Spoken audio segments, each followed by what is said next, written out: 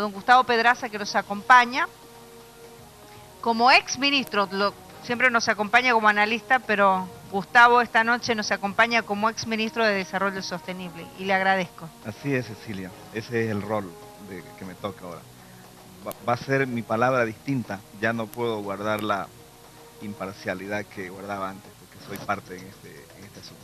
Y es parte, Gustavo, estamos con César también en la ciudad de La Paz, efectivamente, por esta investigación que se inicia y por el pedido expreso también para que Carlos Mesa declare dentro de lo que es este proceso investigativo y por supuesto de algunas luces, porque él se lo ha acusado, ¿no? En este caso de, ante la Procuraduría de Estado, se lo ha acusado, digamos, de un mal manejo cuando él era presidente de resoluciones contrarias a la Constitución y de incumplimiento de deberes formales. Esa es una imputación que está haciendo la Procuraduría, arguyendo que la decisión del presidente y su gabinete, del presidente Mesa, fue la que ocasionó la pérdida en el juicio arbitral con la empresa Quiboras.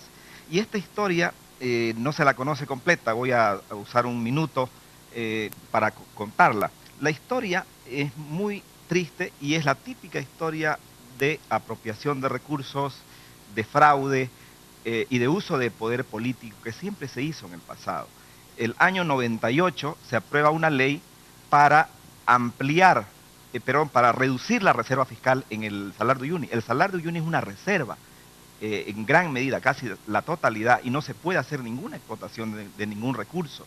Entonces, con influencia política se aprueba una ley, se reduce casi a la mitad la reserva del Salar de Uyuni para poder concesionar a empresas que aprovechen la ulexita, el bórax, que son recursos muy útiles en la electrónica, en la fertilización de tierra, es múltiples usos. Entonces, el gobierno del año 98 reduce y adjudica concesiones. Y ahí entra Quiboras, esta empresa de capitales chilenos, inicialmente decían que era boliviana, y se adjudica de una manera muy fraudulenta las concesiones. Potosí se opone desde el principio. Hay 5 años de conflicto y finalmente el gobierno del presidente Mesa saca una ley en diciembre del 2003 ampliando nuevamente la reserva fiscal del Salar de Uyuni, lo que implicaba automáticamente la anulación de las concesiones para la explotación del mineral. Posteriormente declara unos pasos, saca un decreto en junio del 2004 y decide la revocación de estas concesiones para la explotación de la ulexita a la empresa Quiboras.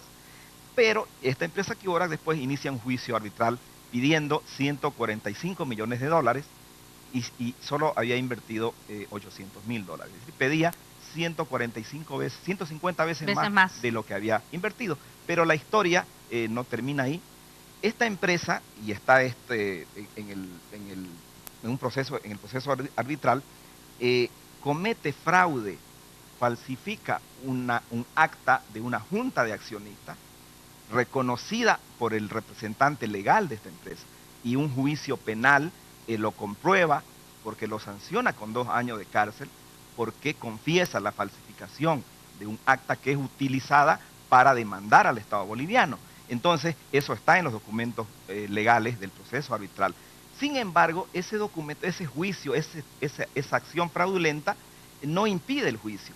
El juicio continúa y no se hace la defensa adecuada. Y finalmente, este juicio concluye con la victoria de esta empresa pirata que derrota al Estado plurinacional en tribunales internacionales porque no hubo una defensa adecuada. Ese fue el problema, por eso llegamos a esta instancia. Por eso llegamos. Por una no defensa adecuada, dice usted, Gustavo. Correctamente, porque en este proceso hay el reconocimiento, hay la confesión de parte del representante legal de esta empresa, David Moscoso, si no me equivoco, está en todos los documentos, donde dice que se falsificó un acta de la junta de accionistas de esta empresa, de Non Metallic, que era la empresa representante de Quiboras, de propiedad de Quiboras, no mayoritaria. Entonces, si se falsifica este documento, que es el constitutivo, que es el fundamento jurídico para el juicio en el proceso arbitral, para demandar al Estado boliviano, entonces, ¿por qué no se asumió una defensa? incluso se había cumplido la sanción penal por la falsificación de este documento. Esta sola acción debería haber anulado. Correcto. No debiera haber nacido. Claro. Porque esta era una empresa que no tenía una constitución formal, porque su representante legal reconoce que se había cometido una falsificación de una pieza jurídica fundamental para un juicio. Lo que estamos viendo en este momento, Gustavo, son algunos de los recortes de prensa de la época. De Potosí, miren esos titulares, o sea, ese era el contexto, ¿no? Es decir, Potosí se opone desde el principio a la reducción de la reserva del Salar de Uyuni y asume movilizaciones, huelga, ahí por ejemplo, está el nombre de la empresa, es decir, en Potosí se conoce a este proceso como un proceso fraudulento desde su inicio. Entonces, si uno revisa la prensa potosina, se nota que tuvo rechazo, tuvo oposición de la sociedad potosina. Y lo que hacemos nosotros como gabinete es eliminar, es decir, es revertir esas concesiones, es recuperar el salar. Nuestra acción política con fundamento jurídico recupera el salar. Aquí está el titular ese, miren ustedes, ¿no? Ningún gobierno anterior se atrevió a recuperar el salar. Ningún gobierno anterior se atrevió a anular la concesión. Y lo que hicimos nosotros fue eso. Entonces, pusimos fin al saqueo que estaba haciendo Quíborax del salar de Uyuni. Si no hubiéramos tomado esa acción, probablemente el salar hubiera sido... Le ponemos el punto final a nuestro contacto nacional, revisamos la previa de lo que ocurrirá también en el Mundial de Rusia 2018 y también revisamos, César, lo que ocurre con esta empresa Quíborax y la adjudicación que se tuvo a propósito, pero damos vuelta a la página. Sin duda alguna, permítame antes de dar vuelta a la